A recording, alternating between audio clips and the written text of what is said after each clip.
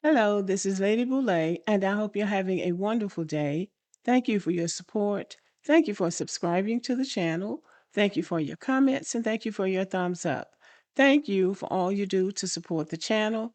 And yes, we are commanded to love one another, whether we want to or not, or whether we agree with each other or not. Well, some very disturbing things are happening on these social media platforms, which is really just a reflection of what's going on in real life.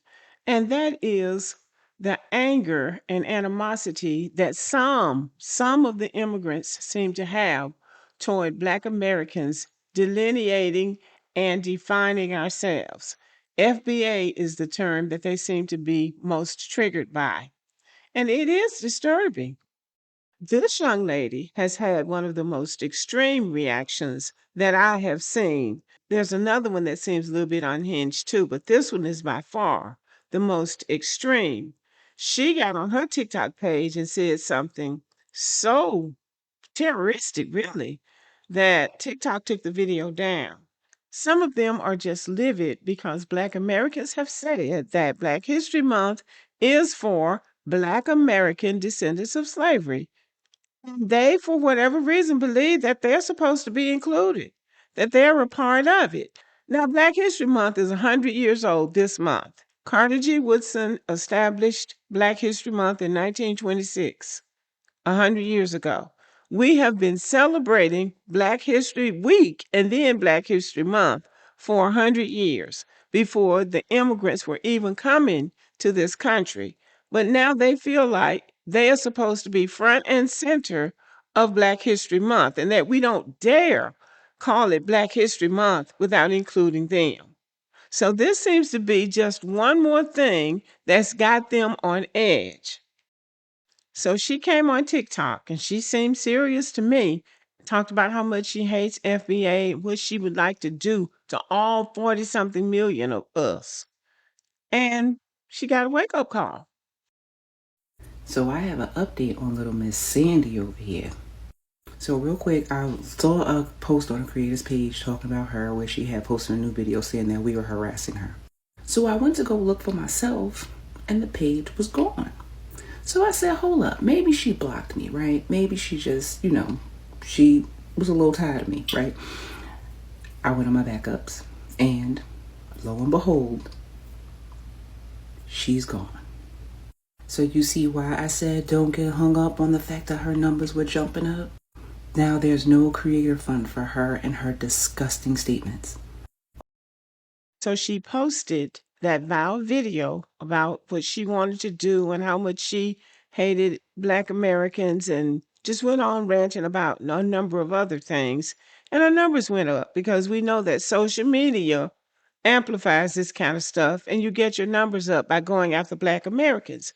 That's what she did. The problem is that sometimes you can go too far. So she went too far. She violated the guidelines and they apparently deleted her channel. Her channel seems to be gone. So that little bit of bump that she got for being so inflammatory didn't do her any good because it appears that she lost the channel altogether. And that's not all. Listen to this. Also, from what I know, her job has been notified. They said that she's a third-party employee and they will be taking legal action against her. So she's far from getting away from what she did. And just like I said, now she has to hold her own on her own. No followers, no fans, no creator fund. She's cooked. So a word to all of those who think that rage baiting is going to be their content. Make sure when you make that content, you can stand in those words and those actions, because when people start responding, you can't get to backpedaling, you can't get to running, you can't get to saying, oh, I just wanted to have a conversation, because sometimes people will take you seriously and you just never know when that time will be. Don't lose your livelihood in your real life because you want to portray somebody on the internet. Happy Black History Month. So not only did she lose her TikTok channel, but it appears that she lost her job. They found out where she worked. They notified the university that she worked at, and they released a statement on X saying that she was no longer employed there because they take what she did very seriously. So I think that Black immigrants who, and these are this I have to point out, this is extreme. Most Black immigrants are not doing things like that. Many of them make content about Black Americans because that's how they get the most engagement. But doing things like that are totally inappropriate and insensitive because all Black Americans have not done anything to these people. They are coming into a country where we live, the country that we built, our ancestors did, free of charge. And this is the only home that we know. But it seems like some of them don't want to respect that. They don't want to respect that this is our homeland. We are not lost Africans. We know exactly who we are, and this is where we belong. It is not their job to come here and critique everything that's wrong with us. It's their job for them to come here and find their footing, to find their place. And I'm happy to say that the overwhelming majority of Black immigrants do not behave like this. The ones making violent or hateful statements are really emotionally dysregulated. They are overwhelmed by identity conflict, their identity conflict, because when they come to America, they become Black. They're no longer whatever country they came from, and they say she's from Sierra Leone. But in the United States, she is considered Black, but she's not foundational Black American. And that's what they're reacting to. They're reacting to their own insecurity. They're insecure about this new environment. I think if I was just going to carry on like this and phase out like this, I think I would just go back home. Before I allowed myself to go this far, I believe I would just go back home or keep my mouth shut, which is the best thing to do. And they're using these kind of videos for shock and attention because it gets them social media engagement. But it's not going to do any good if they take your channel. You're not going to make any money if you don't have a channel. This video is no longer available or this channel has been deleted. So it is not even worth it. And unfortunately, most of this anger is coming from Africans. I can even understand people from the Caribbean being a little salty about it, but I don't even understand what Africans are even doing in the conversation. So, anyway, this is personal instability, which is amplified by social media. This does not reflect her nationality or her tribe. Is her individually.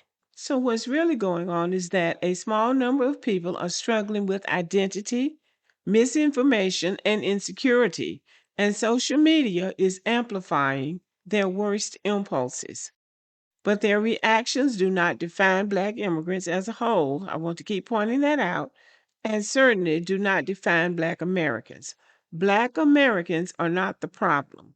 Black Americans are simply naming who we are clearly, confidently, and without apology.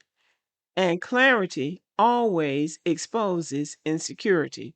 So when we clarify, some of them, not all, but some become insecure. And when they become insecure, they lash out at us. Sometimes they can keep it contained, but sometimes they go too far, like she did. That's at a point where you know that you need to get yourself under control. Because at the end of the day, immigrants cannot define Black Americans, and they cannot bogart their way onto Black American platforms when they're not invited. So, those are some things that people just need to keep in mind as we go forward.